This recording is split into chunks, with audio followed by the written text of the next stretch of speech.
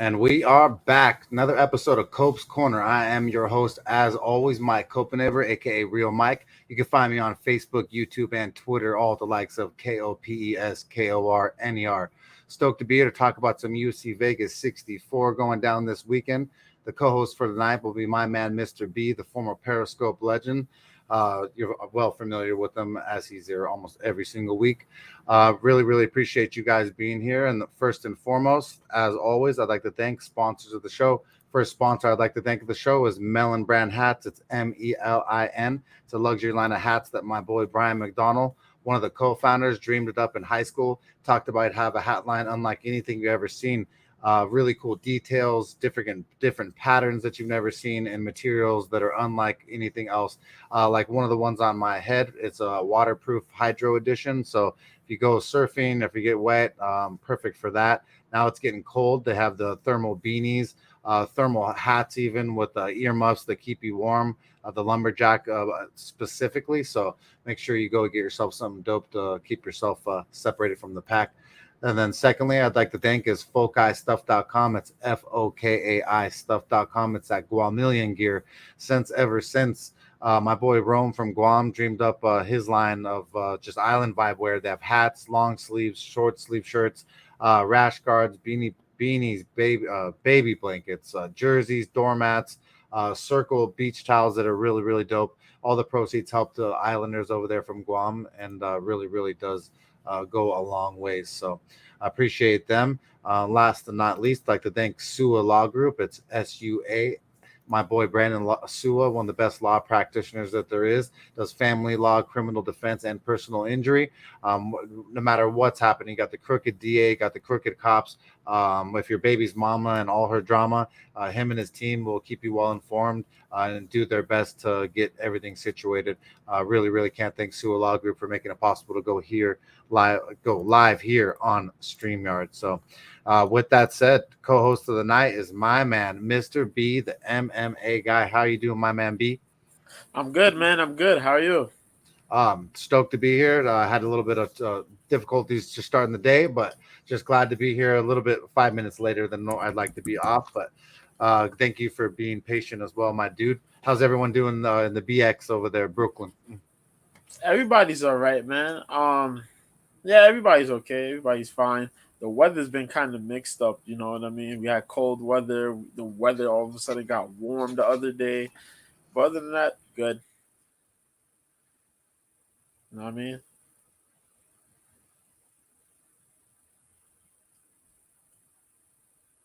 Over here. We got a little glitch over there. We have to tell my big 15-year-old boy to get off the internet from his gaming. Going a little too hard over there, maybe. But yeah, so I'm glad everyone's family is doing well. With that said, this weekend's UFC Vegas 64 features Rodriguez versus Lemos. Marina Rodriguez versus Amanda Lemos. Should be a good main event between two girls, huh, B? Yeah, man. Yeah, big time fight here. For the possibly next in line, man, for the strawweight title. Uh, yeah, hot streak for Marina Rodriguez. Lemos is kind of catching on stride. We'll Yeah, I see what can't. happens, man. Yeah. Yeah, I'm looking forward to talking about that one because it's going to be just exciting to go through. I have a strong feeling on it. Curious to see what your take is on it. Last weekend was UFC Fight Night Qatar versus Allen. You see no green light in the back. That means it was not what I want to see. There was just a couple of fights that didn't go our way, but there was also a lot of fights that me and B called that did go our way. It's just the ones that we needed just didn't come through. The way that we needed. I believe we lost one that I wanted TKO KO, and then it ended up being the dude won a decision. And then there are a couple other unfortunate ones. So sometimes those props really do hurt, B, when we feel strongly that they're going inside the distance, and then they just Yeah. they do a decision fest. But that was Cody Durden was one of those ones that was one of the ones that we picked that we actually right on versus Carlos Mota. Probably one of the highlights of the night. Be not that I love Carlos Mota, and I know you do too. But we called that one to a T between him and Cody Durden, huh? Yeah, definitely did. Definitely did. Cody went out there, did what he had to do. Moto was on late notice, so we kind of expected that, and boom, happened. Yeah, so that was one that we cashed 1 unit there, and then Steve Garcia beat the shit out of Chase Hooper, huh, B? Jesus Christ. Chase didn't even throw no real offense. He went for the desperation single leg takedowns, and y'all know how I feel about desperation single legs. That man, no waist locks, no nothing, and just took a beating from Garcia. Oh First man, round stoppage, Jesus, man. what's crazy is my initial feeling when I saw the weigh-ins was like I like Garcia. Then I looked at the money line, and then I saw maybe I was crazy, and then I was like, yeah. I looked at his record. I just talked myself out of Steve Garcia. I didn't bet Chase Hooper, of course, but man, that was a spot there that was just overlooked, and I just wish that if we could go back, that I would have just went with You my can take initial it back. instinct. Yeah. Well, oh, because Garcia just, dude, he looked amazing, and he was throwing some motherfucking haymakers at the poor kid. B. Yeah, that was the thing. He just didn't stop. He just kept the pace and just Chase didn't do nothing much to defend. He even tried to throw spinning back fist. And what were you doing, man? Like, Yeah, oh boy, that was just bad, man. It was just bad all over. it really was, man. And then the next fight of the night was the one that kind of like, to me, even though he's an underdog, it hurt because I really thought that Joseph Holmes might have a chance here. I think B actually picked Park on this one, right, B? Or did you go with Yeah, Ugly Man with I Ugly Man? wanted to go Holmes, but I kind of took Okay. Park, man. Yeah, Yeah. so that was the 1 unit that was lost. So like we won one and then right back, and so automatically, man, once I saw this one, I was just like, ah, gross, bro. You shouldn't have even thrown. Especially when I have the rule, the veteran versus the newer guy. B, I have that rule, and I don't know how that slipped past me on that one. What happens, man? It Oh happens. no, Thought it he was does gonna come happen. up with But it's something new, funny but how often do I always like chirp and harp on that veteran versus the guy with the just with less experience, and that was kind of one of those things. Mr. B was just right on the nail with Park right there, the Iron Turtle, right? B, is that the nickname? yeah, the Iron Turtle, correct. Yeah. So, but that was a good bout between them, and then the next fight was Marcos Rogero de Lima took on Andre Arlovsky. And bro, I never in my life thought that Andre Arlovsky Nah, was going to lose, and so that's another one. That's one that we lost, and he was another underdog as well, though.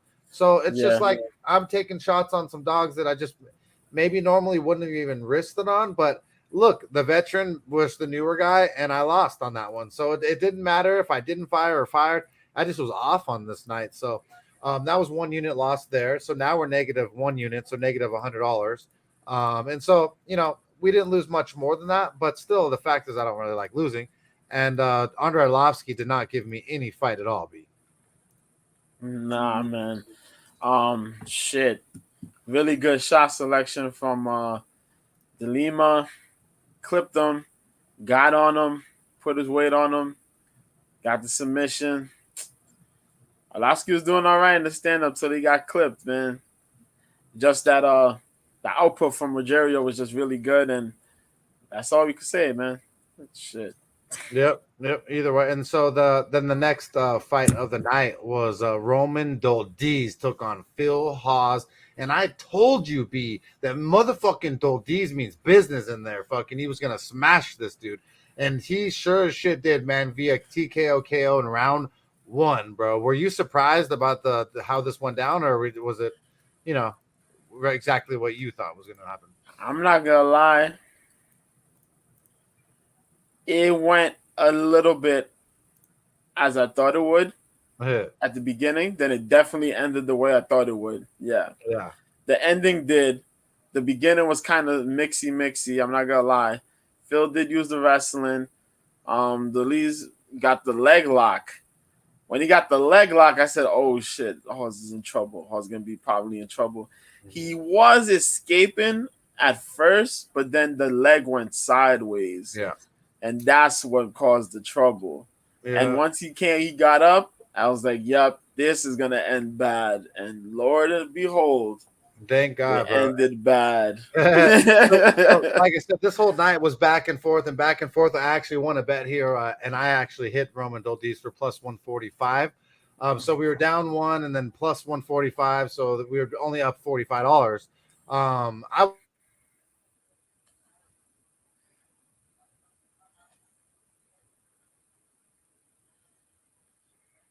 Khalil Roundtree versus Dustin Jacoby. Another one there, man. I love Khalil Roundtree. I almost wanted to bet him, but Mr. B was all over Jacoby, so I fucking just I picked Khalil Roundtree to win this. He won it by split decision, but man, bro, it was close. B, what do you say about this bout It between was your killer boys? close. It was close. Close fight, man. I think it comes down to how you judge that second round because Jacoby had that first round. That second round was kind of mixy. It was even. I could say that for sure. And then Khalil Roundtree kind of caught that second wind and was blasting just Dustin Jacoby with some killer shots, man. I'm surprised Jacoby didn't drop. I'm Yeah, surprised Jacoby comes out there with his foot on the pedal early and he really does really good. But Khalil Roundtree showed patience and knew when to strike and strike heavy, and he got the win there, man. So credit to him. yeah, man. So on that one, so the next fight of the night was Treshawn Gore took on Josh Fremd. And Oh B, man, Junket. this Oh this man. is the shit that really makes me upset. Is so like I said, we won one, we get back and forth, up. Now we're up Yep. $45, and then I have a fucking bet on Josh Fremd, which I wish that I could have taken back immediately, especially the way this night was going, and just in the sense he was a negative Yeah. 155 favorite. I threw down that number, and so you know now you're down $115 because he ended up getting his ass kicked by Trishawn Gore, who we've loved, B. We talked highly every fucking time until Yes, this you out do. here versus this dude. And we jumped ship, and that fucking ship sailed, and it kept sailing. It was like the Titanic was sinking, but it didn't sink. It fucking kept going. And B, it Yeah. didn't feel good because I love Gore. I really Yeah. just, what's up, kick your bass? Yo.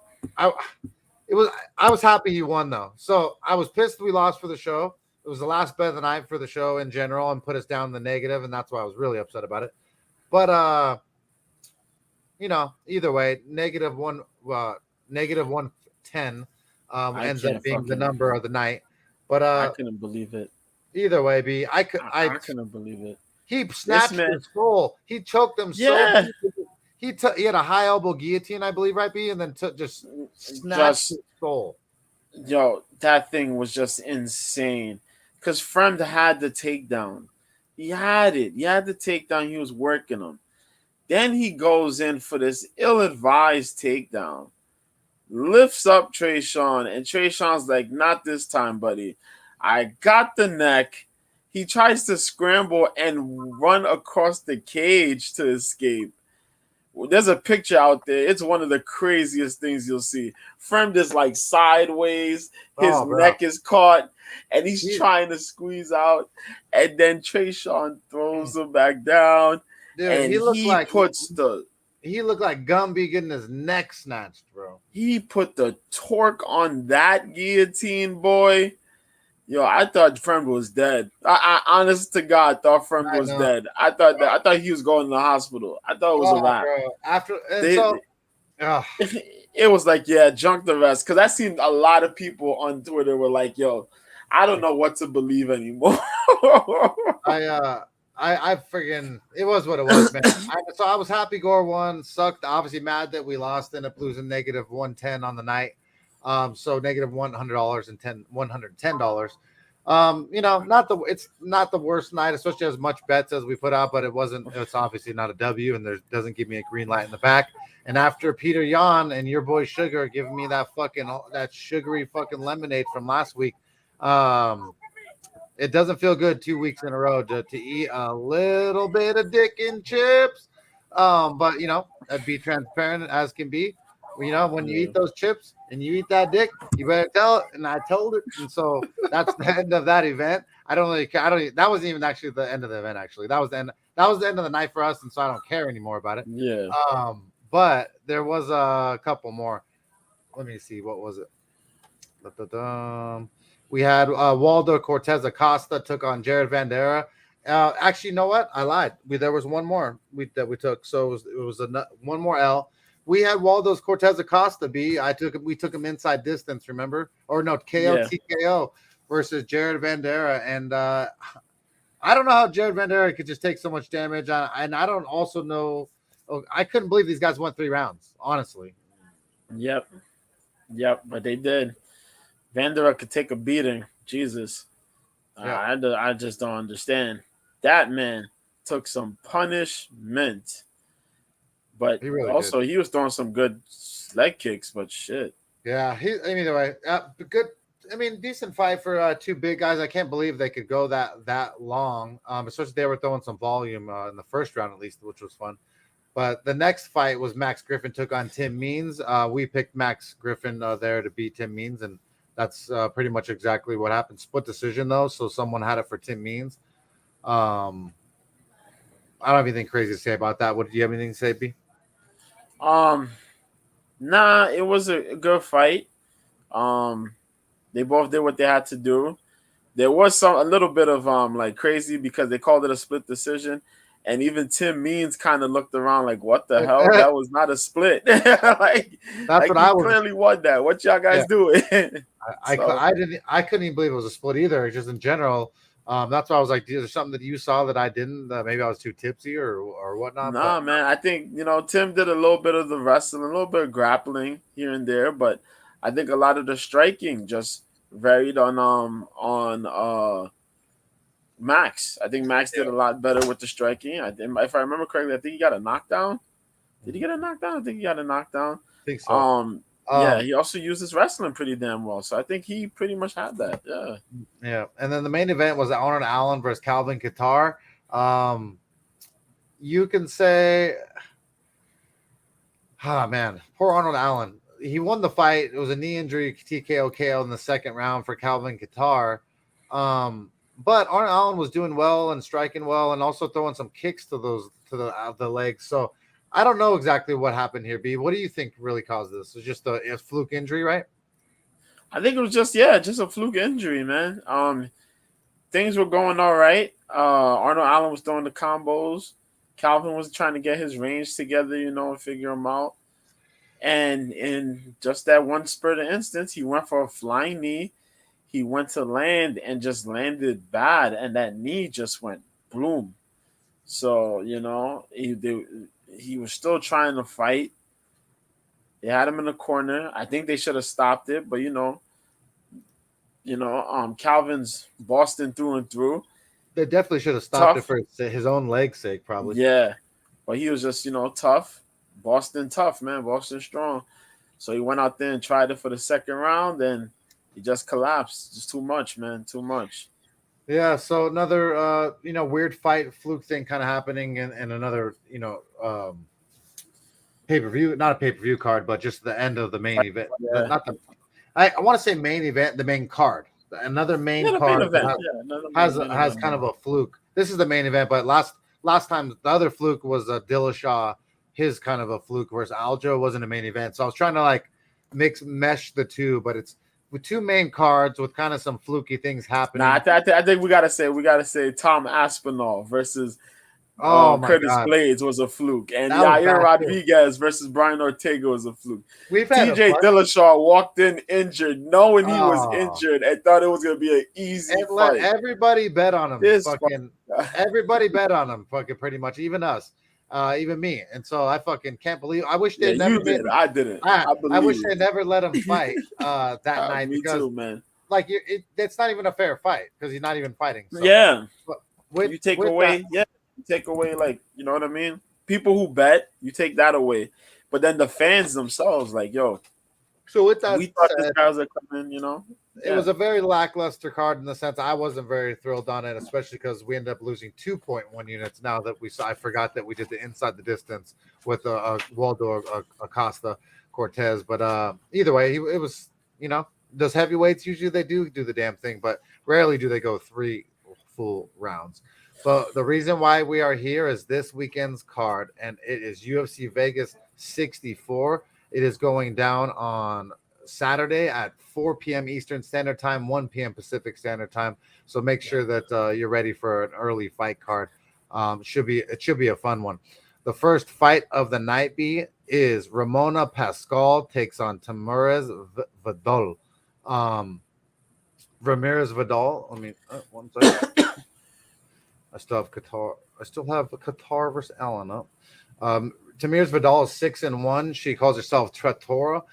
She is 24, sit 5'5". She has a 5-fight win streak. She's fighting out of Rio de Janeiro, Brazil. She last took on Quilla Braga, who's 5-1. She won by heel hook in round 2. Anytime you see a lady finishing, it's usually pretty impressive. Before that, Aylin Perez, who I believe Aylin Perez fought in the UFC at least once. I'll have to double check that. She won by illegal knees round 3. A lot of these fights that she has wins, the girls, they're all like 3-0, 2-4-0, 5-0. Nothing crazy. The only person that she lost to is Carol Rosa by arm triangle choke in round 3. And so that's pretty much when she's faced adversity or anyone with any skill, she's lost. And I feel like that's probably what's going to happen this week too, because the size advantage of her opponent, Ramona Pascal, and the experience. Ramona's has 10 fights under her belt, even though she's lost 4 times, won 6. She's 34 years old, 5'7", with a 66-inch reach on a 2-fight losing streak, fighting out of Hong Kong. She last took on Jocelyn Edwards, and she won. She lost a unanimous decision. Then Josiana Nunez, she won. She lost, another decision, and then she beat a girl who's 2-0, beat a girl who's 0-0, beat a girl who's 4-5. Both these girls just don't have a lot of wins versus people that anybody really cares about. Hard to go in here like super confidently, like saying like, oh, this person's just better than that person. Right now, the odds makers have Vidal at a -135 B favorited, which is kind of crazy to me. Plus 110 for Pascal. I think Ramona Pascal is a little bit too big, maybe a little too much experience. Maybe they're seeing something that we don't be. But what do you say about this bout? Yeah, man. From what I've gathered, we've seen Ramona a little bit. Ramona's pretty good. She's been in the UFC PI. The UFC are backing her pretty much. Is one of the Chinese fighters out there. She seems to be good the last 2 fights. Or her debut against Gomez pretty much just punched her out. But he just punched her. And insane. But the fight against who was it? Jocelyn Edwards, that was pretty good. It was I think it was like a late notice fight. Then the weight. But Edwards kind of paced her up on the striking.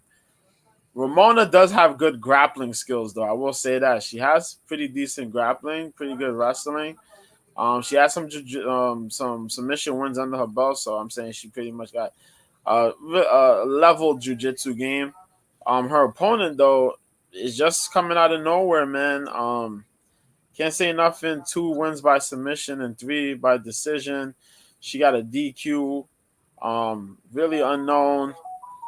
Hasn't really looked great in most of these fights. Just looked pretty like norm average. You know what I mean? I think this is just a gimme fight for Ramona. Ramona should win this one. If she doesn't, it's really gonna speak volumes. That's all I gotta say, bro. Yeah, man. Like I said, if Ramona doesn't win, it'd be crazy. But the odds makers have her as a slight underdog. I'm surprised to see that. Yeah, actually, man. Bro, it's even crazier. She opened up at a plus 200, so everyone's better. Yeah. So I'm not. I don't know, man. I wouldn't bet this with my life dependent on it. I'm not seeing it very clearly, and I would never bet on this bout. Especially this is low levels women MMA. I don't have a clear read on the girls, and I love good women's MMA, but this is just not. It's not on my radar. But the next fight of the night B should be a little bit better. It is Jake Hadley takes on Carlos Candelario. I'm gonna let you jump into that first. Yes. Yeah, I mean, usually you get the shitty girls, and I got that one first, bro. Garbage. Yeah, I'm glad. That's payback.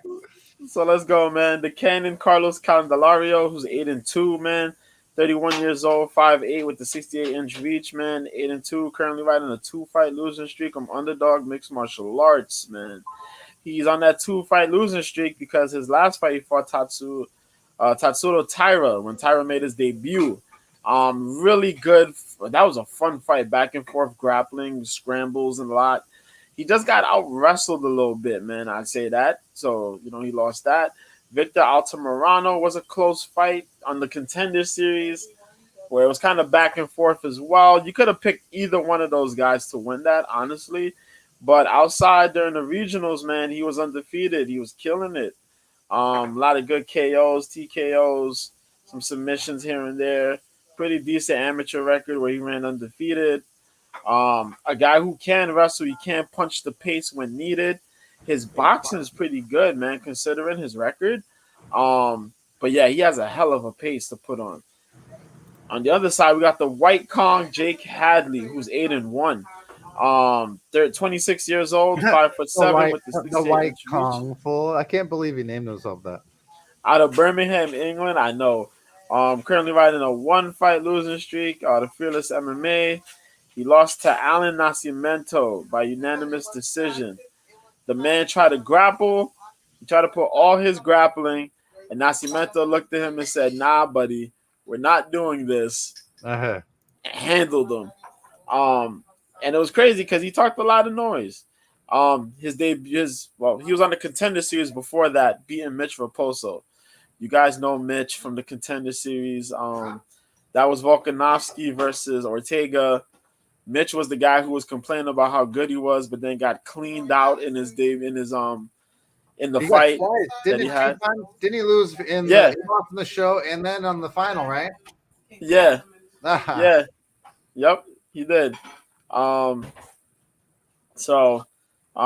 Shanks, he fought in Cage Warriors. He fought a lot of people in Cage Warriors and got a pretty leveled record, you know what I mean? He was undefeated. That's how he made a lot of noise. Only had 2 losses in his amateur record. 7-2. Pretty dope guy, pretty good with his jiu-jitsu. His gas tank kind of worries me though. If you can out hustle him within the first round or two, you got it clear for the 3rd round. And that's going to be one of the nerve-wracking things. I think Candelario could defend a good set of submissions from this guy. But he's slick. He does really good with the control. I think,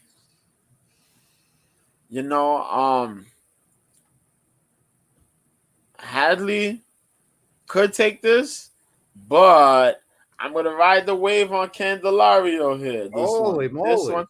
I'm going to ride the wave on Candelario. I think Candelario might be able to defend some of these submission situations here and make this a gritty fight for Hadley, man. I think Hadley shows a little bit of weakness, you know what I mean? When you put pressure onto him, he's not all that great, man. He did look good in Cage Warriors, but I think Candelario could get this one. Yeah, I'm gonna ride with Candelario here. That's crazy. That's crazy because I had a feeling that Carlos Candelario could have a possibility to pull this off as well. So you gotta avoid the subs though. Yeah, the first round and a half, but most likely that first round because Hadley kind of does have a little gas tank issue. And to pay his number right now, it's not crazy, but negative 275 for Hadley, plus 220 comeback, the underdog Carlos Candelario. I'm going dog or pass too, B. I do think that dog or pass for betting. I do think that Hadley is the more talented, fighter, more scrambly. Yeah. But his gas tank, I'm not quite sure, and he hasn't really shown me enough with experienced fighters for me to believe in him at a negative 275 number. I think that they should be like a negative 150 at best or a pick 'em. You know what I mean, B? Yeah. Yep. So I on that one, it's dog or pass on betting. But I do understand why a lot of people do like him because he's good, he's entertaining. He trains with Rocky Leon Edwards at times. Has some good people in his corner over there overseas. So yeah. So with that said, dog or pass on there, no bet for the show. The next fight of the night is Johnny Munoz Jr. takes on Ludwig Shalolian. I can't say that. Sholinian. Sholinian. There. Sholinian. You said it. Sholinian. Okay, so Sholinian. The brother, isn't there brothers, right? There's two of them. Nah, it's just him. No? Okay, No. never mind. I'm getting him confused with someone else. All Same right, guy so from Tough. Yeah. yeah. Okay, that's what it is. I was just getting. I know of him, but it was a name. It's another. There's other two brothers from the I think the Contender series. I was getting them confused with. So either way, Ludwig is 32 years old, 5'10", with a 71-inch reach on a 2-fight losing streak, fighting out of Ukraine. He last took on Jack Shore, and he lost a unanimous decision. That was his first ever real fight in the UFC, and that's a tough task to be thrown at you. He lost to Ricky Torrijos, unanimous decision. Now that looks kind of weak, even though I like Ricky just as a person, but Ricky, didn't end up turning out the way that I thought he would, especially in his last fight or a couple of fights. But then Mitch Raposo he beat, and then Yuma Horiguchi split decision. Not necessarily a finisher, more of just a grinder. He has one win in the last five fights that he did finish, and it was punches round 2. So he does hold somewhat of a heavy hand, but that dude was 0-0. A lot of no experience that he's fought against. Guy one's 0-0. Two of the guys are 0-0. He lost to a guy who was 12-6. Thank you, babe. The best guy he beat is 7-1B. It's just that's just it. It's just experience is just lacks for me.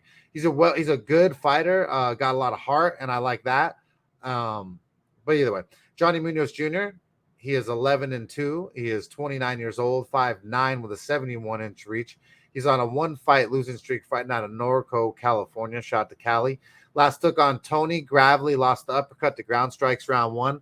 I believe that I even bet his ass because I don't like Gravely that much, right, B?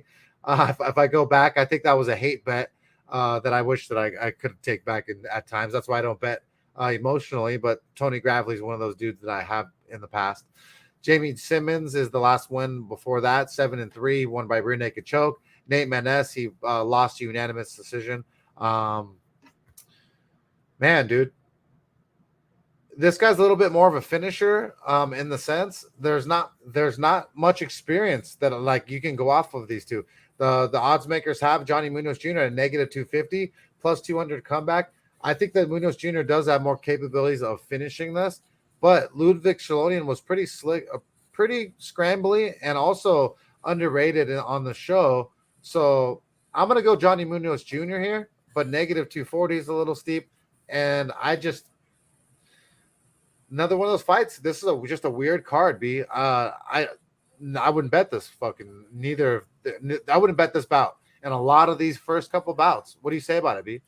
Yeah, I'm with you on that one, man. This Fucking is a little weird. coin flip type of a fight here. A lot of these card fights are kind of coin flips, but this one definitely, man, because we haven't seen Shalinian fight in like a minute. He hasn't fought in a while, and the last time we seen him fight, it was him grappling and then him getting kind of out hustled in the grappling department. Johnny Munoz Jr., he's pretty dope, but the last time we seen him, he got knocked out, man. You know what I mean? By a guy When he puts the grappling. By a guy doesn't knock people out very often. Fair, yeah, but that's true.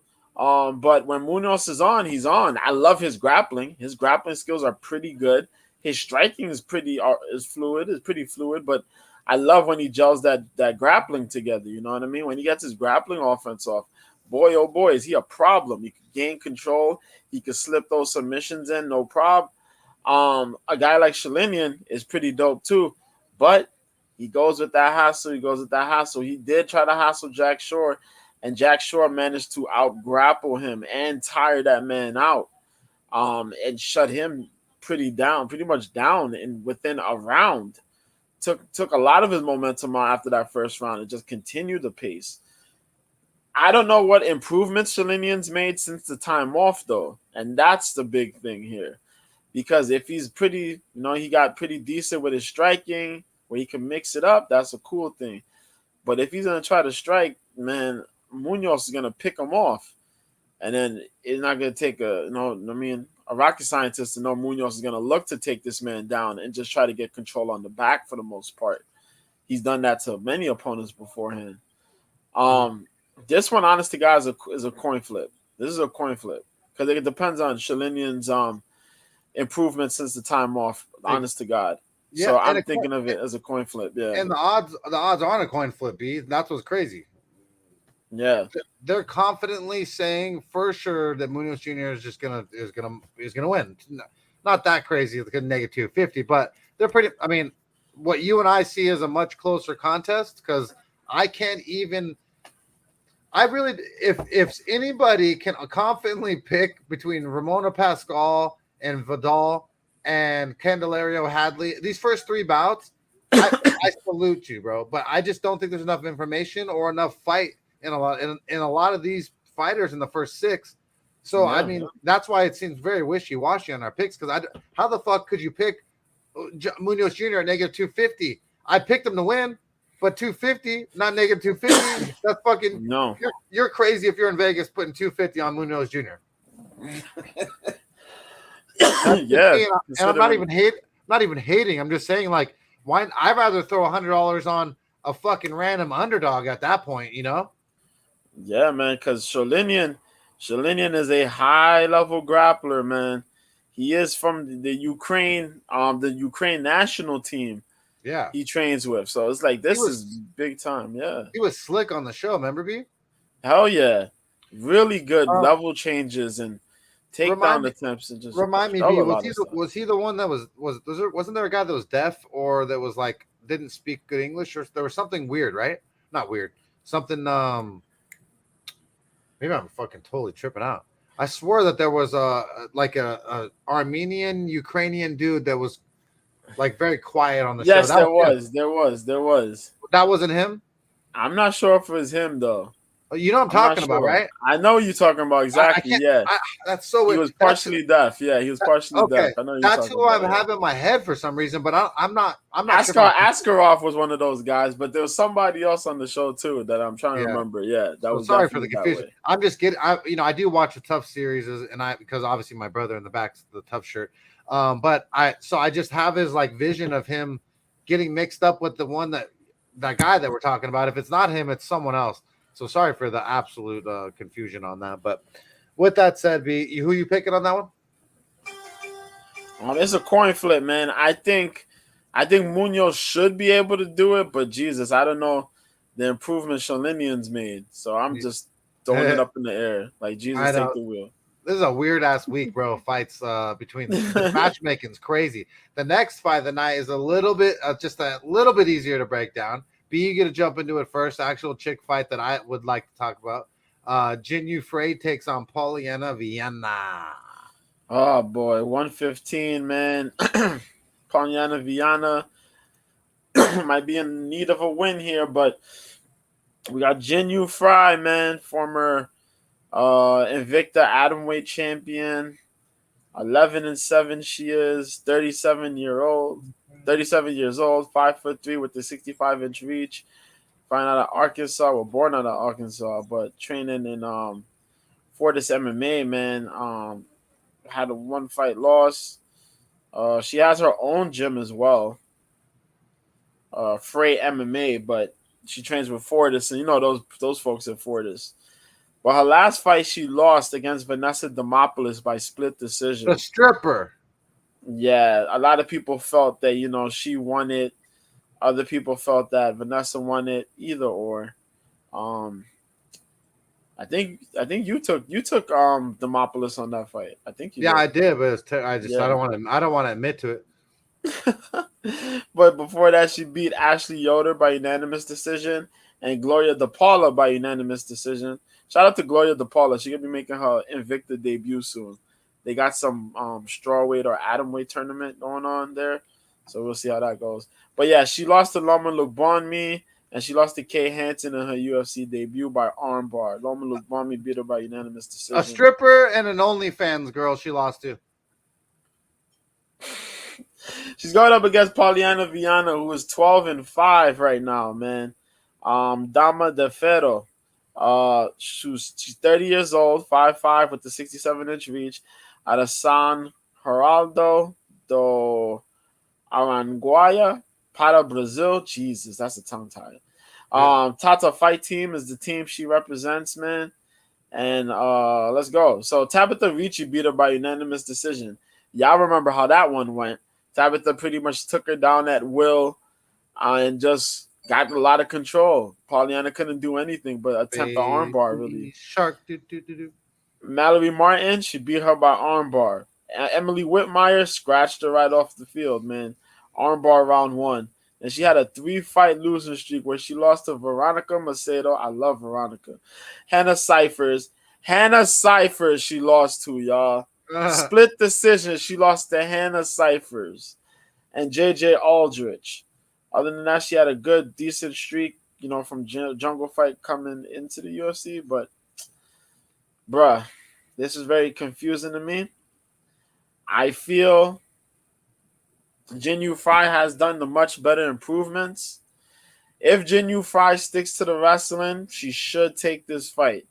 Pollyanna's proven that she can't do much if you keep your head to chest and just pummel on her while you're on the ground. Anyhow you try to give your head up for movement, she will throw an armbar attempt or a triangle attempt. She's all right on the floor if you don't pay attention to opponents that don't pay attention to the surroundings. Other than that, the striking is kind of iffy. Occasional leg kicks, a push kick here and there. She's kind of lackadaisical with her striking. There is a time where you could break her if you keep with the takedowns, as Tabitha Ricci showed. I think this should be Jinyu Fry's fight to win here. It should be. I think she should be able to come in there, bully her with a pretty good striking, and just wrestle her. Just do that. Get in there, put the pressure, get the takedowns when necessary, protect your neck, and make sure that you're in advantageous control. Because Pollyanna does have a pretty decent guard when she's actually using it and not being a damn fool. Fight IQ fly out the window. But yeah, man, I'm gonna take Fry here. I know people may take Fiona due to the submission threat, but why not? I'll take Fry. Yeah, I think I broke it down really good, B. I'm taking Fry too as well. She's a slight underdog right now. Fry's plus 120, negative 145 comeback for Pollyanna Vienna. A brown belt is Pollyanna Vienna. A purple belt is Jinyu Frey and the Brazilian Jiu-Jitsu. But I think that Jinyu Frey's got more experience. I actually think she's got better striking. Do you not agree, B, or am I crazy? Jinyu Fry got hands. Okay, her hands are gonna find. So I'm confused on what everyone's seeing in Pollyanna Vienna. Like she's some like killer. Jinyu Frey's been here, done that. The only thing I could say is maybe Pollyanna Vienna's a little bit bigger, B. But if Jinyu Frey uses her muscle, bullies her up against the cage, and then drags her down for 2-3 rounds, then she wins a unanimous decision, B, So yep, that's how I feel too, yeah. Let me check out what Jinyu Frey by decision is. Hold on. Frey by decision is plus 150, which is fucking stupid because I just told you that she was plus 120 for the money line. So you're basically no value at all. So they're seeing that that's most like a possibility as well too. So I thought about betting Jinyu Frey, but I really don't because they've both lost by armbar, and I don't like tappers. Very iffy here, and so I'm not going to be after 2 events of L's. I'm going to be firing a little bit more strategically this time, but I'm picking Jinyu Frey. I think she's got more experience. This is the veteran taking on the newer girl with a little bit less XP. You know what I mean, B? Yeah, I hear you. That's what it always comes down to is the age thing. But yeah, I'll take Fry, man. Yeah. So the next fight of the night should be a good one. It's Mario Batista takes on Benito Lopez. Benito Lopez is 10-1. He called himself the Golden Boy. He's 28 years old, 5'10", with a 73-inch reach. He's on a 1-fight winning streak. Fighting out of Oroville, California, at a Team Alpha Male with Uriah Faber, Sacktown. He last took on Vince Morales and won by unanimous decision back in 2019, just after COVID started, pretty much. So he hasn't fought in a long time, and I'm not sure why. Maybe Mr. B knows, but we'll jump into that as it goes. He last So he beat Vince Morales 19. Then he lost to Manny Bermudez by guillotine choke round 1, 2019 as well. So he's a tapper, and I don't like that. But he beat Albert Morales, Steven Peterson in a good fight in the Contender Series. But we don't know where he's been, what he's doing really. He looked very flat on the weigh-ins, looked skinny, didn't have a lot of muscle, didn't look anything like his Contender Series photo. And so I'm thinking that he's going to be in some big trouble here, taking on a guy like Mario Batista. Mario Batista is 10-2. He's 29 years young, 5'9", with a 69-inch reach on a 2-fight win streak. Fighting out of Glendale, Arizona, training out of the MMA lab, one of the better camps that there is. He last took on Brian Boone Kelleher. He won by rear naked choke in round 1. And then he took on Jay Perrin. He won by unanimous decision. And so 2-fight win streak. Then he lost to Trevin Jones by uppercut to ground and pound round 2. And then Miles Johns, he beat Jin Soo Sun, he beat. And then Corey Sandhagen, he lost the armbar round 1 in his first ever fight in the UFC. I mean, fuck, that's a hard fucking way up starting. You get thrown at Corey Sandhagen right at your bout. So even though I don't like the fact that he's tapped to a guy, which Corey Sandhagen's a savage, and he was so young, Trevin Jones has some mean hands from Guam too, and so I'm trying to forgive him for those two things. B, what do you say about this bout here? Batista versus Lopez. Yep. Lopez has been out for quite a while, man. Lopez is a dad. He had a bouncy baby girl a little while ago. He had a lot of injuries. He jumped into real estate. Yep. These are facts. Copied Aljo, and then you know what I mean? And he's out here now. He decided he wants to come back, and he's fighting a tough customer, man. Let's be for real for a minute. Benito's out for a while. Benito trains an alpha male. Benito got a pretty, somewhat slick jiu-jitsu game. He does have a crazy style of striking, though. I will tell you that much. But a lot of his wins aren't that crazy, man. He got some KO, TKOs, some decisions. He's a wild guy when you put the pressure on him, though. Mario Batista on the other side. We seeing Mario, man. Mario is pretty fucking good. You know what I mean? Mario pretty good. Yeah. Who did he get knocked? He did get knocked out, though. He got knocked out by Trevin Jones. That's what bothers me just a little bit. I'm like, because I want to bet Batista bad here. Like I think he beats the fuck out of Benito Lopez, but I want to make sure I want to see what he says. But he's only lost to 2 people, and that's Corey Sandhagen and Trevin Jones. I'm not gonna in his pro record, so I'm not even gonna be mad at that. Corey Sandhagen armbar. Look where Corey Sandhagen's at. Not bad. Trevin Jones. That was Jones's second fight, I think. Yeah, second fight. Yeah. Not bad. He cleaned up. He beat Jay Perrin, unanimous decision. And Brian Kelleher, he made that look easy. I do like Mario Batista. He focused on his grappling, and I definitely like that, especially in a fight here against a guy like Lopez. Lopez is a little mixy. I think Batista should find his openings to land some really good shots and possibly defend some takedowns pretty well. When guys take hiatuses the way Benito has, you kind of question it. You question how much they really are in the fight. Because man left, man started a whole nother business. Here he's coming back in here. You know what I mean? Does he really want to keep fighting in here, or does he just, he's just doing this for shits and giggles, So Benito Lopez, chilling alpha male, probably got his wrestling down pat. I'm gonna still take Batista on this one, man. The hiatus got me shaky, so I'm taking Batista. So that's how I'm feeling, man. I'm gonna be taking Mario Batista. I'm gonna be throwing down on his money line. He's a negative. Let's see right now.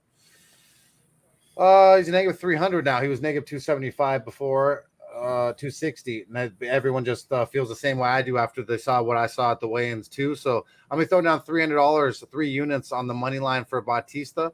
And then I'm almost thinking I think he gets it done inside the distance, B. But since I have enough on him already, and we've been burned in the past on our props, even though I do feel like he does it.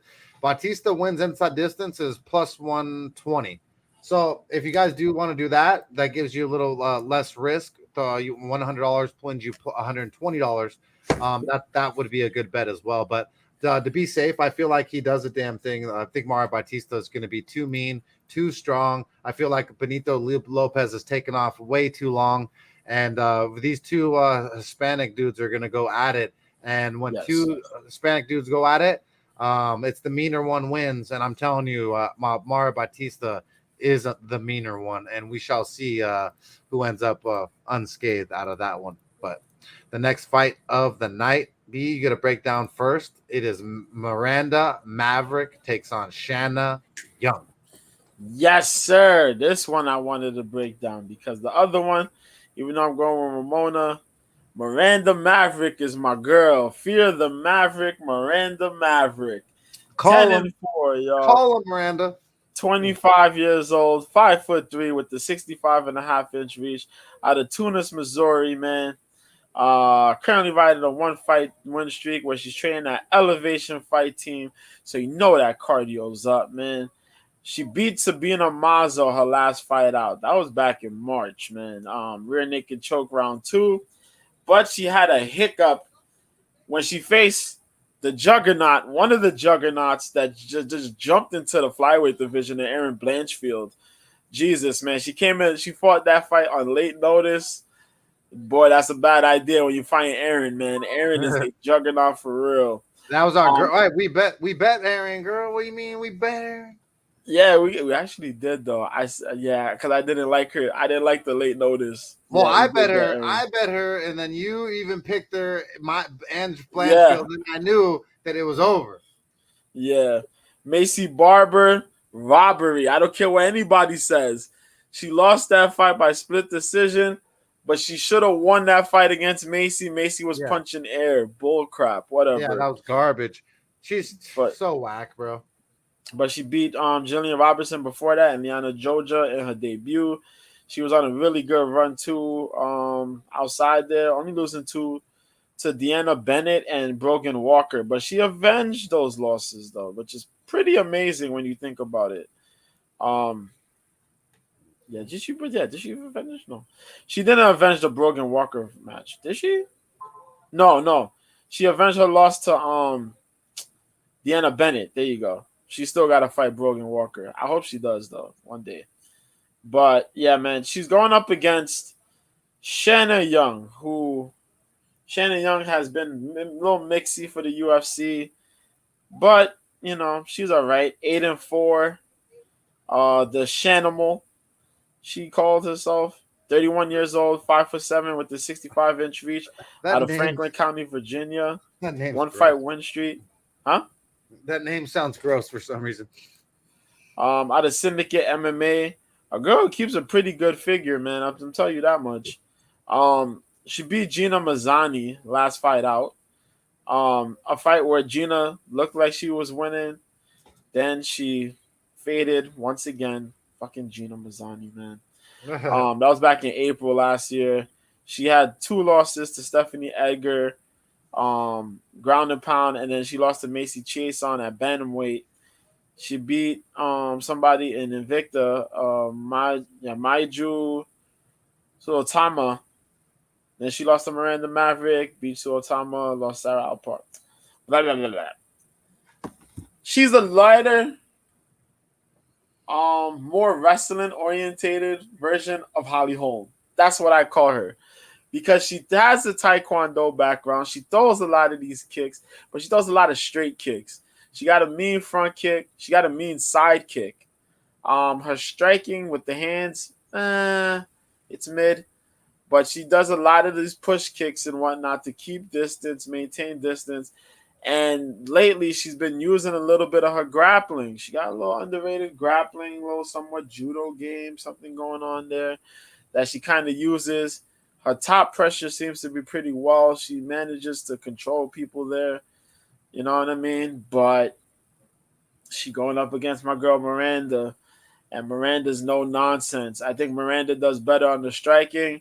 She does better on the takedown. She does better on the control. I think there's going to be a one-sided shellacking. I'm going to take Miranda Maverick, Fear the Maverick. That's what's going down here. Other than that, that's it. I feel that. Jiu-jitsu going to be here. Striking going to be on par. Avoid those kicks. Get those takedowns. Let's go.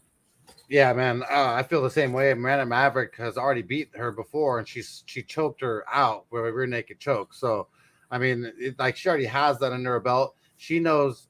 They both know what's going to happen. If Miranda Maverick gets us down on the ground and gets Shanna's back, Shanna's going to be in big trouble. The problem is that Miranda Maverick is negative 700 plus 475 comeback for the underdog Shanna Young. So you can't really bet the money line because there's no value there. Nope.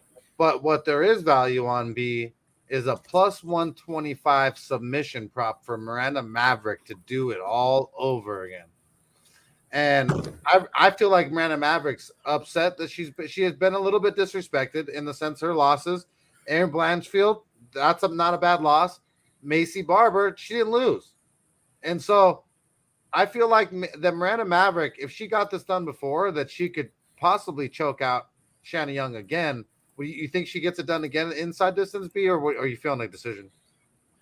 Yo, if Miranda Maverick's going to find her opposition, she's going to get it done. She finds her opportunities, she's going to get it done. If she hurts Shanna Young, she's going to finish Shanna Young. That's the type of girl Miranda is.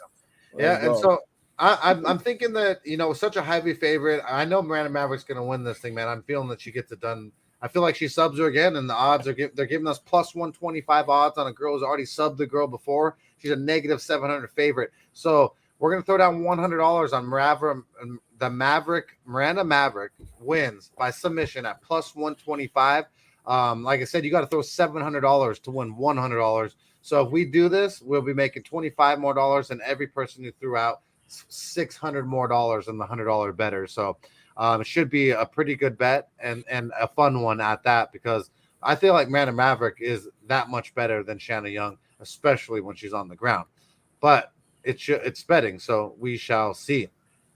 The next fight of the night is Derek Minner takes on Shaylin Nuenbeck. This should be a good one, man. Shaylin Nuenbeck is the Wolverine, is 37-10. 1 second. Let me make sure you guys have it up. No, don't. All right, cool. Sorry. Derek Minner takes on Shaylin Nuenbeck. Shaylin Nuenbeck, once again, is 37-10-0. He's called himself the Wolverine, 28 years old, 5'8", with a 69-inch reach. He's on a 2-fight win streak, fighting out of Beijing, China, as a grappling foundation. He last took on TJ Brown. He won unanimous decision. Sean Soriano won a unanimous decision. Josh Kubal, he lost a unanimous decision, but that was his first fight ever in the UFC, which was actually pretty impressive. Then he beat a guy, Tanzo Wong. Sorry, my godfather's grandfather clock's maybe in the background. Joshua Kubal, he lost unanimous decision, and that was his first fight ever coming, I believe, from Asia over here, and even really having no experience at all. And so that's a pretty good fight to go 3 rounds versus a guy like Joshua Kubal, because he's tough, heavy-handed, and well-rounded. He's only been knocked out actually been finished a couple times.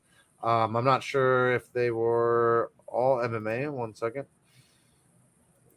That looks like he does kickboxing, right? Doesn't he do that too? Muay Thai, or am I wrong? I think he did some what's it called? Probably like Shan Shou. Okay, that's what it's. Yeah, there's something on his record. It doesn't look like MMA, and so I'm thinking that some of those are not MMA losses. But either way, he has been finished before. He's been choked. He's been choked out one time by triangle choke, and he's also been knocked out by Zhu Rong. But Zhu Rong is a big, strong mofo who's fought in the UFC as well now. So yes, I do like Shaylin. I like his skills, and I like his power. He's taking on Derek Minner, a guy who's been here in the UFC for a long time, 26-13. He's 32 years old, 5'7", with a 71-inch reach on a 2-fight losing streak. Fighting at Glory MMA and Fitness with James Krause, who me and Mr. B are high on as a coach. He last took on Ryan Hall, the jiu-jitsu wizard, leg lock wizard, we should call it. He lost unanimous decision. Darren Elkins, he lost ground and pound round 2. Charles Rose beat unanimous decision. TJ Laramie, he beat guillotine choke round 1, and he lost to Grant Dawson rear naked choke round 2. Obviously, this guy's had so many fights that he's lost by arm, so many chokes, been knocked out. I could never trust Derek Minner ever. So I'm going Nuenbecky no matter what, just in the sense of just athleticism, all around height and ceiling for prospect. Negative 210 for Nuenbeck right now, plus 165 comeback for Derek Minner. Seems about right. I'm going Nuenbeck. There's no way I could bet on aging Derek Minner when the guys who I think is just younger, more athletic, Shaylin. But what do you say, B? Yeah, man, you kind of hit the nail on the head there. Derek Minner is all right. He is training with the James Krause. That is sure enough. I don't like his stand-up, but he does move pretty elusive for what it is. He does have his big gains with his takedowns, and his grappling skills are pretty good. But he has a round to finish this fight. Shaylin Nuenbecky has shown if you can't get him out the first round, he is going to punish you with the wrestling. I didn't think this guy had a wrestling game the way he has, but he's shown his wrestling game. And boy, that is a really, really impressive wrestling game. How he beat Sean Soriano, but more so TJ Brown. He outpaced TJ, and TJ was doing good at the beginning of that fight. But bro, that man forgot his takedown defense. He didn't try to wrestle. Nuenbecky just got that dude up and got that dude down. And TJ Brown is a stocky, muscular cat.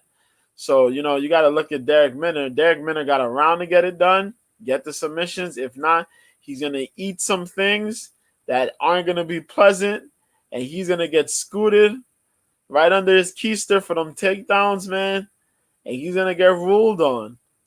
So that's what we got to do. Minner got to jump into the pool and try to land some good shots on him and mix up the takedown and try to outpace Nuenbecky. Because Nuenbecky also shows he got a really good gas tank. So I'll take Shaylin Nuenbecky as well, man. Sorry, James. Mike, your mic. Fears be on Shaylin on this at all? Like, I mean, only thing I'm worried about is Minner. I guess somehow first round 1, getting him down on the ground and getting his back. That's all I'm worried about. That's what it is, man. If Minner can't get that, then boy, this is gonna be smooth sailing for Nuenbecky. Yeah, I feel the same way, man. I almost want to bet Shaylin, but he doesn't have he has the records are too spotty. The veteran is too much. The veteran versus the underdog. It's hard for me to throw down on this, but I do like Nuenbecky. I think that he's just a better fighter. And then if you were to throw down here, seems like has the better passive victory, like I said, and a much higher ceiling in the end. But Derek Minner is that OG, so you maybe could go and fuck you up. Yeah. You don't need him. All right, the next fight, B, you get the pleasure of breaking down first. You get Marco Madsen takes on Grant Dawson. Let's go, man. This can be a good one, B. Yes. B, don't disappoint me, B, because I have big hopes and dreams right here. The Olympian Marco Madsen, man, 12-0 he is, 38 years old, 5'8" with the 72-inch reach, out of Nykøbing Falster, Denmark. There you go. Currently riding a 12-fight win streak. Fight ready. Boy, this man's been on a tear.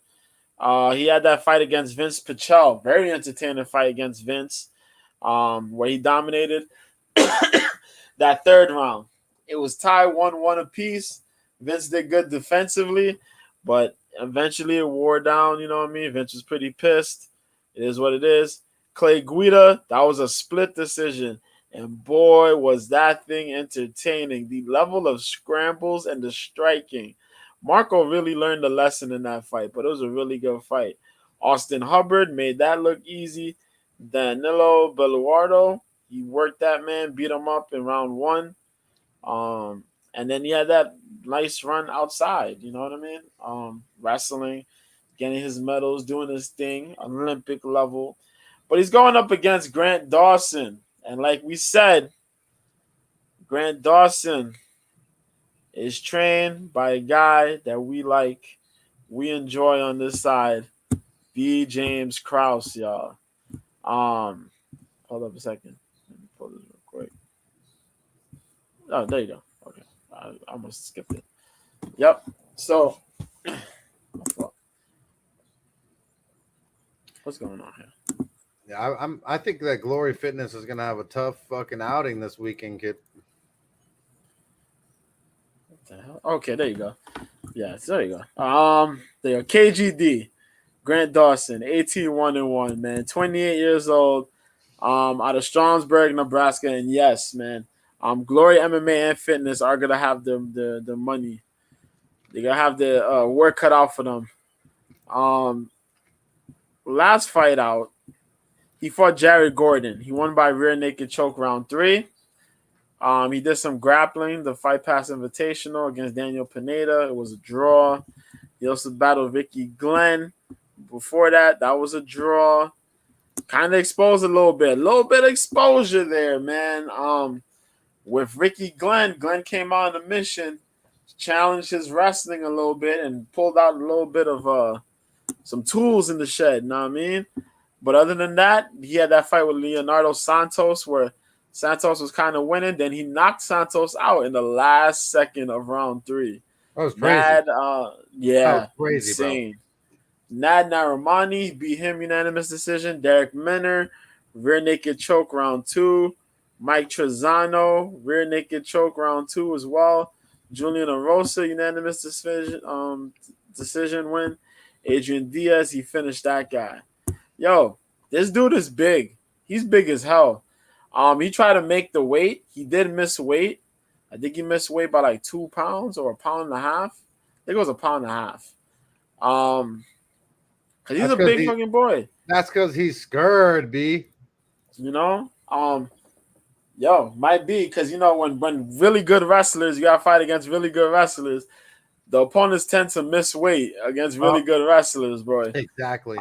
So that is a telling sign. And we like Grant Dawson on this side. Don't worry about it. But, boy, he's going to have his work cut out for him. Now, we've seen Grant Dawson push pedal to the metal before. He's fought as a featherweight. He's fought as a lightweight. He shows a pretty decent gas tank. Pretty good gas tank.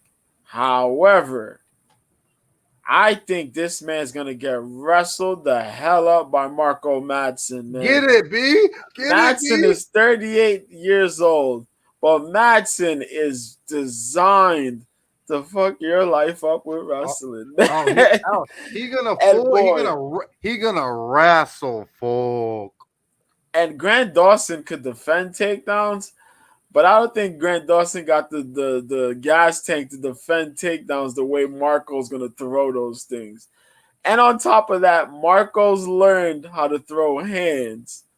This is going to be problematic for the James Krause, Glory MMA and Grant Dawson. Stone Cold said so. If Grant Dawson gets this W against Marco, all claps for that man. But I don't feel it's going to be on Saturday, bro. I don't feel tomorrow's the day. Not the day. We taking Marco Madsen, pure wrestle. Fuck this. Hey, I'm so glad that you see it exactly how I'm foreseeing it, envisioning and manifesting it, bro. Mark O. Madsen could pick him up, take him down, recycle, repeat, reuse. If Ricky Glenn got you down, you wait until the Olympic Marco Madsen has his fucking grasp on you and has a double leg under his hands locked under his ass. Grant Dawson, yeah, he can defend a takedown. A bunch, any wrestler can. One takedown. but it's going to be one after another, till he has absolutely no space and nowhere to breathe. I'm really feeling the fact that Marco Madsen has just such a high caliber of wrestling. And when two wrestlers meet, the superior wrestler always wins. And I know that personally from my big brother War Machine. Anytime that he had a superior wrestler like Ron Kessler when he lost recently before he got locked up for prison forever. As of recent on my brother's record, Ron Kessler, it was just because he was bigger and had a more of a wrestling base. And my brother hated the fact that he was better at something that he was supposed to be better at. So he kind of like took off his chink in his armor. And Grant Dawson is not good on his back. I don't know if you guys have seen Grant Dawson on his back, but he is really not good at getting back up off his back once a real good top heavy person has him down. Right now, the odds makers have Marco Madsen disrespected at a plus 190 underdog. Negative 225 for Grant Dawson, the favorite.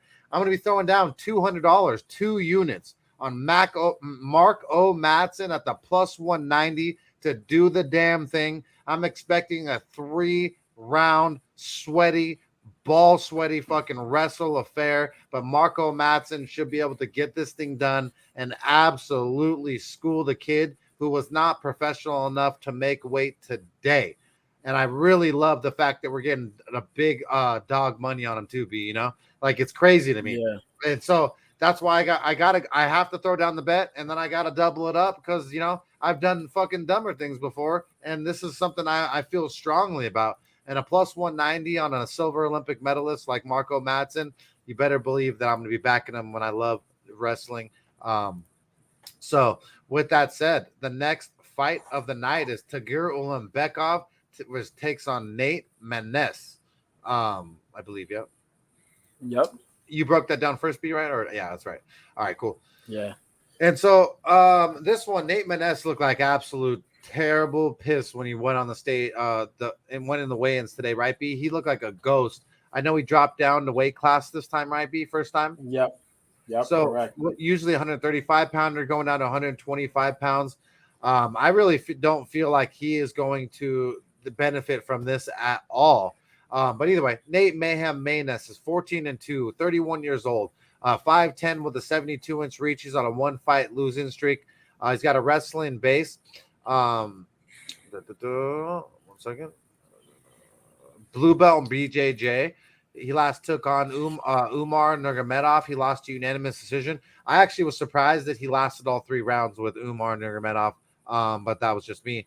Then he beat Tony Gravely, counter hook to ground strikes round 2, where I actually bet on him, and I was stoked. And I actually just bet on him because I didn't like Tony Gravely, and that's one of those times where I bet just absolute stupidity. It was just an emotional bet. Luke Sanders, he won rear naked choke. Johnny Munoz Jr., he beat unanimous decision. This dude's skilled, man. When he shows up, and he's fun to watch. But I don't know why he's going down in weight after doing so decent versus Umar. I don't know why all the changes and all of a sudden all this stuff, but I really don't feel like he's going to benefit from that. But he's taking on Tagir Ulanbekov, who's 13-2. He's 31 years old, 5'7", with a 70-inch reach. He's on a 1-fight losing streak. He's fighting out of Russia with a combat sambo wrestling base. He last took on Tim Elliott, and he lost to unanimous decision, where we actually bet Tim Elliott because of the odds. And Tim Elliott schooled him unanimously. And no one really thought that could possibly happen because, people do like to hit on Tim Elliott, but he's good sometimes, man. He's fun to watch, but he definitely isn't the upper echelon of sport. Neither do I think that Tagir Ulanbekov is the real deal. He's good, but not the realest deal that we've had from Russia. The last win he's had is Alan Nascimento, who's 18-5. He won a split decision, and that was actually a really good win, in my opinion, in 2021. That's the last time he's won. And then Bruno Silva, he beat him unanimous decision. That's a pretty decent win as well. But other than that, anytime he faces someone equal to his game, he's right now the odds makers have Ulanbekov at a negative 225 favorite, plus 90 comeback for Nate Maness.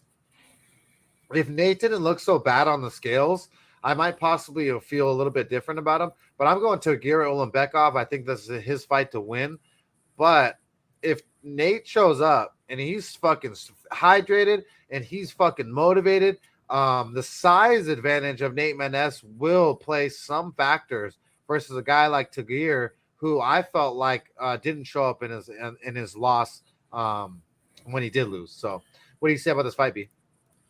Yeah, I agree with you. You did, yeah. You hit that nail on the head as well, man. I think, yeah, it comes down to Nate Maness's hydration here. Nate Maness can work, but it also it comes down to how this weight cut really is gonna affect them, man.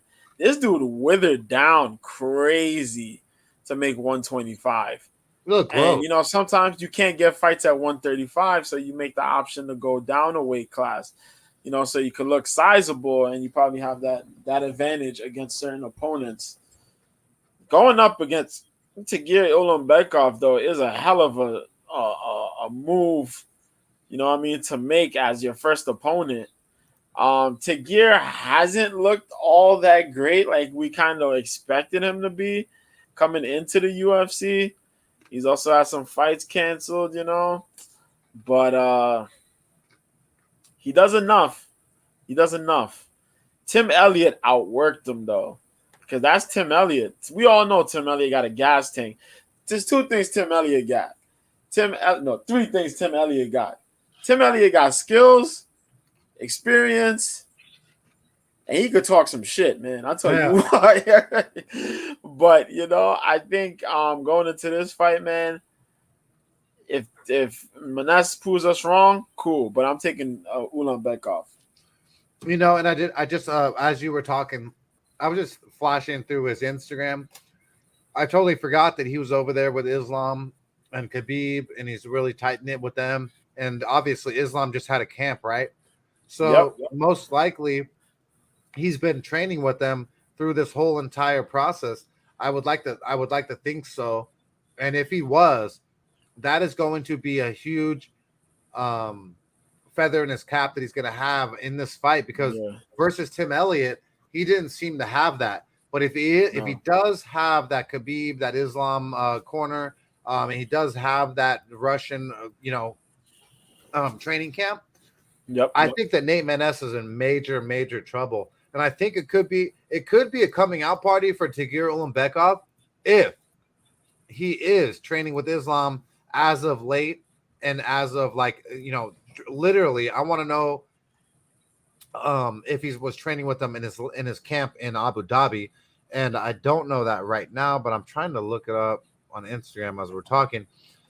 The last picture that I see of them is it's not, it can't be the most recent.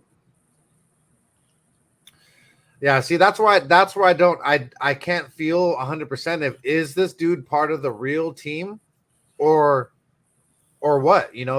Do you know he's been a part of the team, because I've seen Khabib yell at him the last fight out. Okay. All right, so he's been there. I think that Ulanbekov, this is his coming out party. He better have that camp with Islam under his cap, because I'm saying that he should have it, especially with Islam just fighting. I'm going to Ulanbekov. I think that the money line is warranted, -225 plus 190 for Nate Maness, especially as bad as Maness looked. I think that Tagir Ulanbekov could possibly wear him out and get a finish in round 3, because Nate Maness looked so bad on the scales. I don't know why. It looked like some Holocaust type stuff, B. It looked crazy. Crazy. I just hope he's all right, man. I know. So with that said, the next fight of the night is Josh Parisian versus Chase Sherman, the big boys. B, you gotta break it down first. Yo, we're not gonna go far. I'm not going far with this. I'm not doing arms. I'm not doing arm reaches and lengths. We're not doing none of this. We're gonna break this down as fast as we can. This is pick one, because this fight ticks me off. It's like fuck one, kill one. I don't want to watch. I'm dead serious. If Josh Parisian beats Chase Sherman, we gotta say, yo, Chase, get out of here. That's it. It's done. It's over. That's what I feel. Chase Sherman, this is tailor-made for Chase Sherman to win. unless Josh Parisian wrestles. But Josh Parisian's fight IQ has kind of been dumpster fire a little bit. Yeah. You seen when he fought Dontel Mays? Dontel Mays took him down. Come on, son. Dontel Mays. He don't even wrestle. Let's be for real here, man. Dontel Mays took him down. He beat Alan Bordeaux. But look how that fight was. Alan almost finished him. If Alan didn't gas out, he would have won. Roque Martinez. Split decision. Roque's there to get hit. All you got to do is take him down. And you got to a split decision draw, the split decision against him. He's not even in the company no more. You lost to Parker Porter. Wow. Oh, God. Come on, man. Really? I'm done. I'm done. And then we got Chase Sherman. And Chase Sherman recently beat Jared Vandera. It didn't need to go to a third round, but it did. He finished him. First finish in quite a while. But he lost to Romanov. He lost to Kale. He lost to Parker Porter. He lost to Arlovsky. He got finished in 2 of those and lost by decision in 2 of those. Then he had that 3-fight losing streak. Well, yeah, he did some boxing a little bit in between. He won some fights. But in the UFC, he had lost. The man's improved his takedown defense. That's a plus. His hands are really good. That's a plus. Defensively, though, he takes too many shots. But he has a chin, but his chin kind of appears. It doesn't appear. You got to go out there and you got to push pedal to the metal, my guy. Keep the space. Don't have your back against the cage where Parisian's going to put his body on you and clinch. Box him. Outland him, outpoint him, and just win. Unless Parisian's using his fight IQ and he comes out there like Brainiac or, you know what I mean, Megamind, and he's doing suplexes and all this stuff against Chase Sherman, this should be Chase Sherman's fight to win, man. I agree. But other than that, that's all I can give you. If Parisian goes out there and starts wrestling, we got problems on our hands.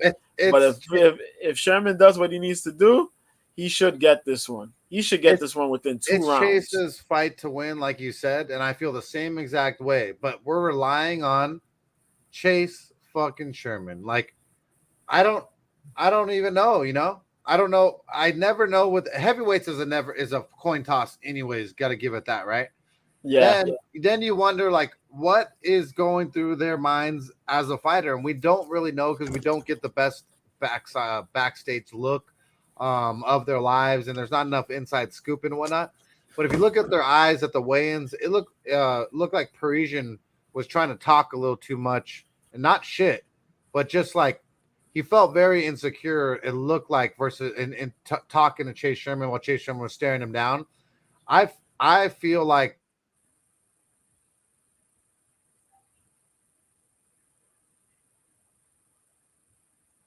comeback for Josh Parisian. If Chase Sherman hasn't, from the bare knuckle boxing and all the wars, he has been in some cool wars. So if that hasn't clipped his chin is still there. This should be about for him to win. I don't feel like Josh Parisian is that athletic enough to really take him down, So with that said, I'm going Chase Sherman. I don't know why we even went this far and this long on such a fight.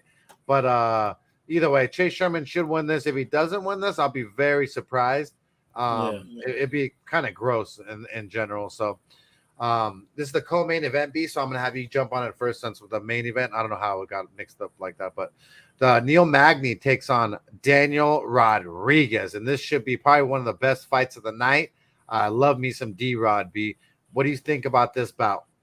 Oh, man. So Neil Magny, D-Rod. And before we even get into this, word on the street is D-Rod has an elbow injury.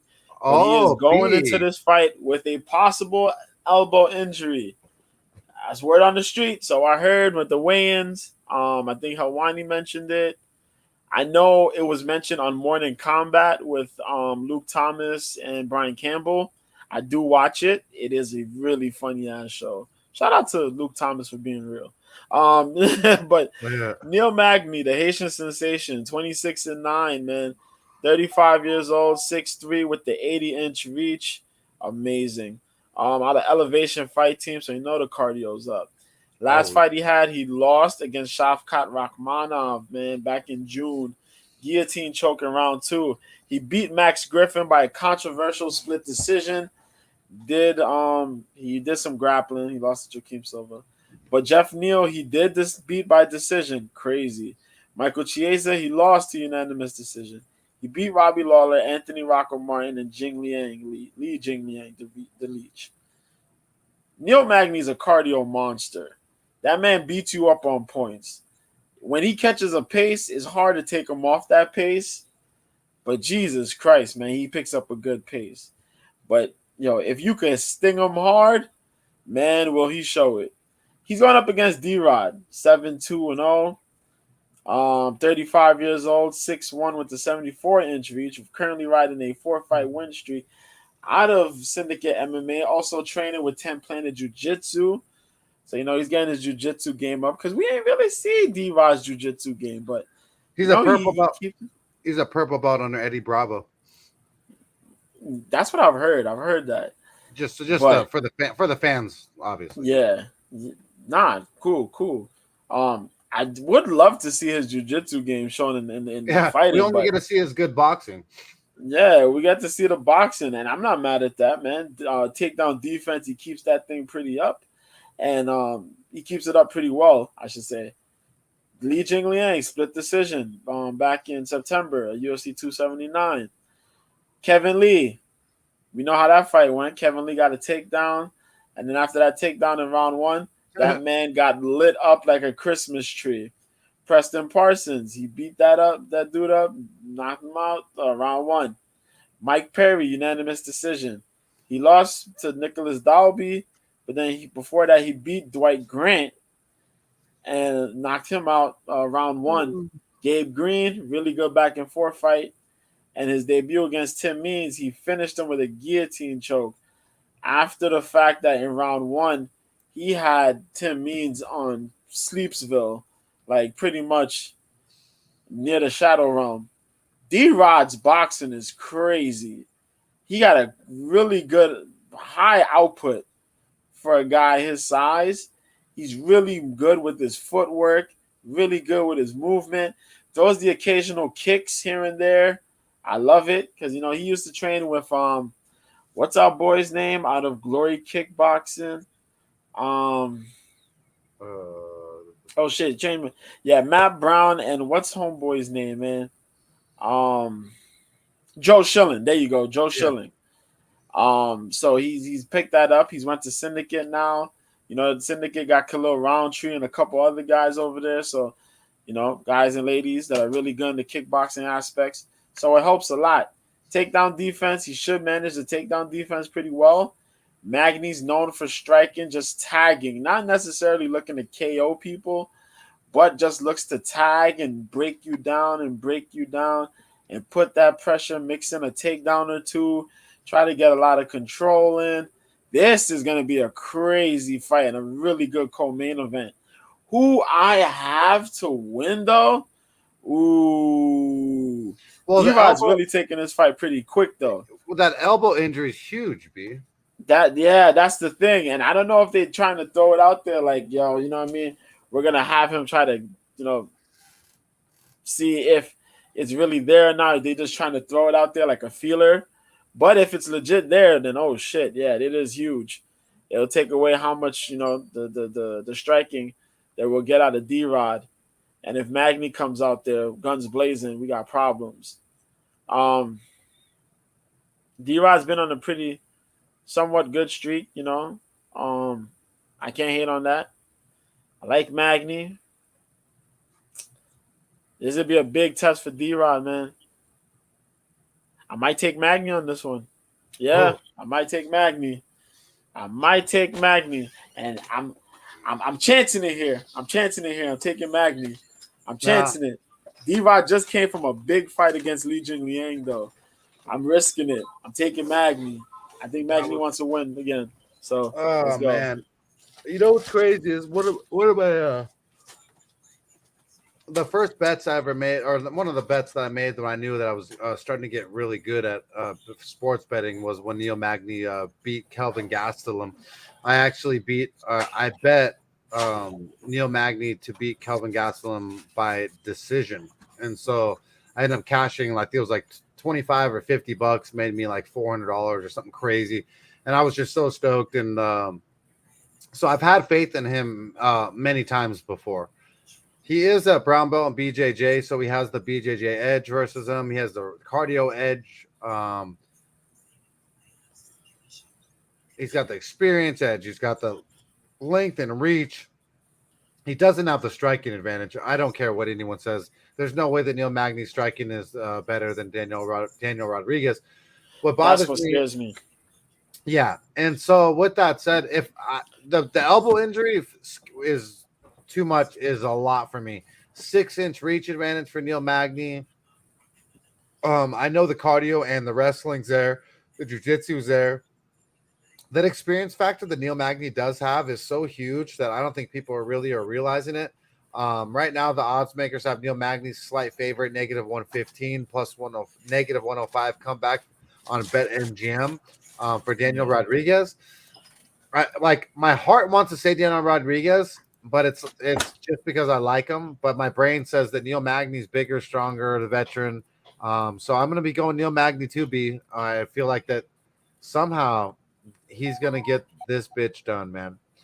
With that said, the main event of the evening is that bad Chicana Marie. Or no, sorry. I see Rodriguez. I'm Mexican. I see Rodriguez. Instantly, I think about fucking Mexicans. It's actually Rodriguez, the Brazilian. So fuck the Chicana, not the Chicana. You can say Latina. You can say Latina. So I was gonna say Chicana, but it's not. Either way, Marina Rodriguez takes on Amanda Lemos in a Brazilian on Brazilian war showdown between these fucking ladies. Yes. It should be a good one. Marina Rodriguez, Amanda Lemos is 12-2-1. 35 years old, 5'4" with a 65-inch reach on a one-fight win streak, fighting out of Para, Brazil. Last took on Michelle Waterson Gomez, won by guillotine choke round 2, and made a lot of people sad, including myself. Then lost to Jessica Andrade, standing arm triangle choke round 1. Jessica Andrade is an absolute tank. Angela Hill, she beat split decision. Montserrat Ruiz. That's pretty much the extent of her wins. When she does win, she can do it by punches or her jiu-jitsu.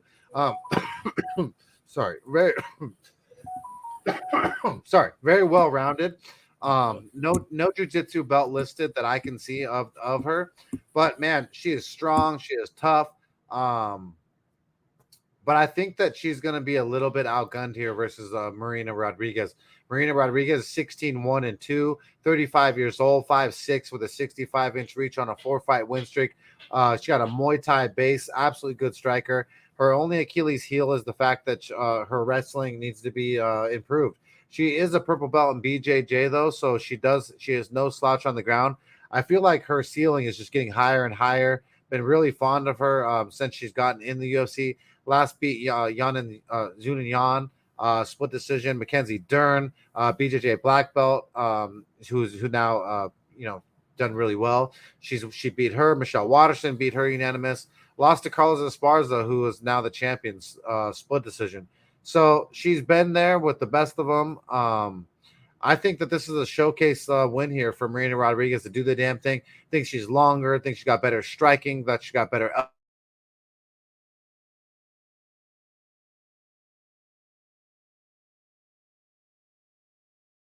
Feel like our girl Marina Rodriguez has already learned that lesson versus losing versus Carla Esparza and other girls. I feel like she's getting stronger and stronger and better, and I'm going Marina Rodriguez all day. B might even bet it. Depends on what you say. Little glitch, little internet glitch. Internet glitch. B, your mic B. Can you hear me? Oh, my bad. My mic. Yeah, I muted it because all these damn alerts from the phone. My bad. You're good. Well, Mike, You're gonna be a little disappointed in what I'm about to say. Psych, I'm Nice. playing with you, man. We taking Marina Rodriguez on this side as well, man. Nice.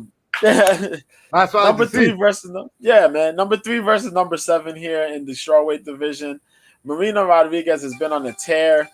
Amanda Lemos is big for 115, but Amanda Lemos has shown some holes in her game. We've seen how she did against Angela Hill, where she looked to land the big strikes. If you could manage to avoid the big strikes and not fold, you can pressure her and bring those strikes right back to her. It was a very close fight, and people thought Angela Hill won, myself included. I think you did too, but Lemos got the win. Then she got smoked by Jessica Andrade. That is telling. That is telling bad, because Jessica Andrade is a little tank, but she just came from flyweight back down to strawweight, ran at you with nobody's business, and caught you in a standing arm triangle. Come on. It was ridiculous. That's bad. You fought Michelle Waterson, and Michelle Waterson did really good in the first round, using those kicks to keep distance. Marina Rodriguez does the same thing with her push kicks, and she knows how to fight rangy with those jabs and the straight hand punches. Yo, she also tends to move pretty well. She's a little flat-footed, but what she lacks in the flat, with the footwork sometimes. I'm talking about Rodriguez. You can catch her flat-footed at times. Is because she backs it up with that volley. She backs it up with a lot of volley. A lot of Muay Thai practitioners and stuff like that. They do flat-footedness because they're used to high knees, and they get in the clinch. So yeah, she has a lot of those tools to back up that. You know what I mean? Also, she has a really good clinch. She could throw those knees in the clinch. Lemos does have a really good clinch herself. But she depends a lot on her size, I see. It's just a lot of her size. Just throwing those big windmill punches, the big overhand. There's no size. There's no size here for Lemos. You know what I mean? She throws those big shots, just big shots. Yeah. It's not quite combinations, really. Just big shots.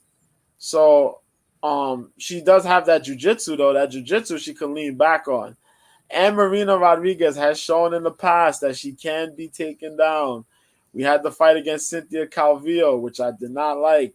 I think it was the fight she had before that against. She had a fight. I think I might be wrong, but she fought Carla Esparza before, correct? I think so, her one loss. Her loss came against. Right? Yeah, I think so.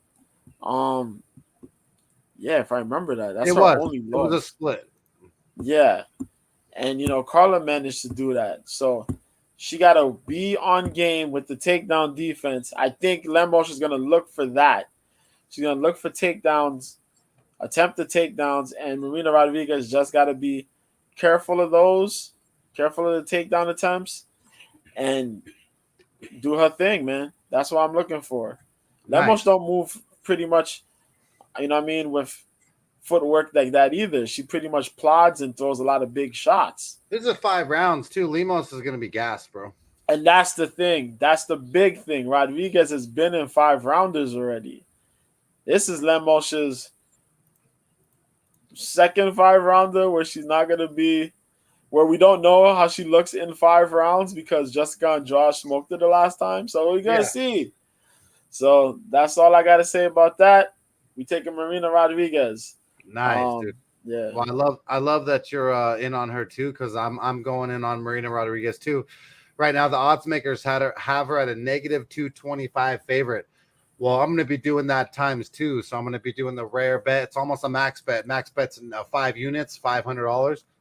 I'm going to be throwing down $450, 4.5 units on Marina Rodriguez money line to do the damn thing. I feel like she's just way too tough, way too talented, and I've been on her since the beginning. She's learned her lessons versus a way better wrestler than Lemos is. Lemos is not a better striker. She'd have to clip Marina Rodriguez randomly with a random right hand or left, just wild left, I just don't see it happening. Marina Rodriguez is very smart, very talented, especially in the striking department. And then add her jiu-jitsu and wrestling game that she knows is the bend her Achilles heel. I feel like she does the damn things here for Cope's Corner. So with that said, that's UFC Vegas 64 that's going down at 4 p.m. Eastern Standard Time, 1 p.m. Pacific Standard Time here on the West Coast. I appreciate every single one of you guys listening, subscribing, and liking. Really do appreciate it. Please do try to hit that thumbs up button. Or if the thumbs down, I don't really give a damn. Just give the algorithm a little bit of love, give it a little bit of rub. My boy, Mr. B, the MMA guy, you want to shout out your handles on Twitter and where you'll be this weekend for the live streams if anyone needs any love. Oh, sure, man. I will be. I'm on Twitter, Mr. B at Mr. B 1986. I throw some tweets here and there. I retweet some info towards MMA or towards combat sports in general. You can drop a question or something on the DMs. Saturday, I will be on OK Live still. We got some boxing. I think we got boxing. Arthur Beterbiev is going to be boxing, defending his light heavyweight titles. Beterbiev has been really good. If he wins this one, I think he's going to move up to fight. Who's this dude? The other Russian cat. I forget his name, man. But the dude is nasty as well. But yeah, we're going to watch that. We're going to watch some UFC, of course. That's at 4. But you catch me on OK Live. Mr. B. Profile picture is still of Norma Dumont. And that's that, man. Yeah. Well, I appreciate you, Mr. B, being here, shooting the shit with me. And until next week, until next time, let's cash those motherfucking bets, baby, and let's fucking roll. Sure.